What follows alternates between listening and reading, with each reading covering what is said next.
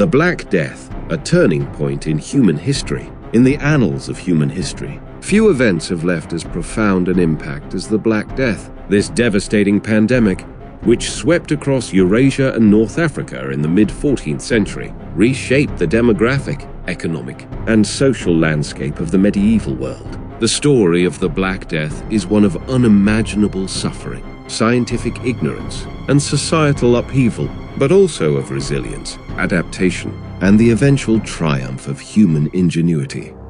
The origins of the Black Death can be traced back to Central Asia in the 1330s. Recent genetic evidence suggests that the bacterium responsible for the plague, Yersinia pestis, evolved in the Tian Shan Mountains on the border of present-day Kyrgyzstan and China about 2,600 years ago. However, it wasn't until the 14th century that this microscopic menace would unleash its full fury upon the world. The exact circumstances that led to the outbreak remain shrouded in mystery, but scholars believe that a combination of climatic changes, population growth, and increased trade along the Silk Road created the perfect conditions for the disease to spread.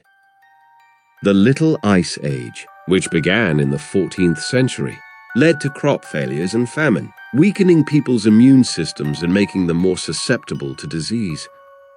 The first recorded outbreak of the Black Death occurred in 1338 in the Lake Issyk-Kul region of Kyrgyzstan. From there, it spread rapidly along trade routes, carried by infected fleas living on black rats that were common stowaways on merchant ships. The disease reached the Crimean port of Kaffa, modern-day Feodosia, in 1347, where it was reportedly spread by the besieging Mongol army, who catapulted plague-infected corpses over the city walls. The plague arrived in Europe in October 1347 when Genoese trading ships docked at the Sicilian port of Messina. The sailors aboard these vessels were either dead or dying from a mysterious illness that would soon become all too familiar to the people of Europe. From Sicily, the Black Death spread like wildfire across the continent, reaching England by June 1348 and Scandinavia by 1350. The speed at which the disease spread was terrifying. In just 5 years, from 1347 to 1352, it is estimated that between 30% to 60% of Europe's population perished. Major cities were particularly hard hit. Symptoms and forms of the plague. The Black Death manifested in 3 forms, each more terrifying than the last. Bubonic Plague, the most common form, characterized by painful, swollen lymph nodes called buboes, fever, and muscle aches. Pneumonic Plague, a more deadly variant that attacked the lungs, causing victims to cough up blood and spread the disease through the air. Septicemic Plague, the rarest and most lethal form, which infected the blood and could kill within hours. The symptoms were horrific and fast-acting. Victims would develop fever, chills, and muscle aches, followed by the appearance of buboes in the groin, neck, or armpits. These swellings could grow as large as an apple and would often burst, spilling infectious pus. In the pneumonic form, victims would cough up blood, their skin turning black from internal bleeding, hence the name Black Death. The medical knowledge of the time was woefully inadequate to deal with such a catastrophe. The prevailing medical theory, based on the teachings of the ancient Greek physician Galen, held that illness was caused by an imbalance in the 4 bodily humours: blood, phlegm, yellow bile, and black bile. Treatments often involved bloodletting or the application of herbal remedies, neither of which had any effect on the plague. Some of the more bizarre treatments included drinking vinegar or eating crushed emeralds, sitting in sewers to drive away the disease with bad smells, flagellation, where people would whip themselves to appease God's wrath, the use of plague doctors, who wore bird-like masks filled with aromatic herbs believed to purify the air. While these treatments were ineffective, some practices inadvertently helped the quarantine of ships and travelers. First implemented in Venice in 1348, helped slow the spread of the disease. The word quarantine itself comes from the Italian 40 giorni, meaning 40 days. The length of time ships were required to anchor before landing. The Black Death had far-reaching consequences that extended well beyond the immediate loss of life. The massive population decline led to labor shortages, which in turn resulted in increased wages for surviving workers. This shift in economic power contributed to the eventual decline of the feudal system in Europe.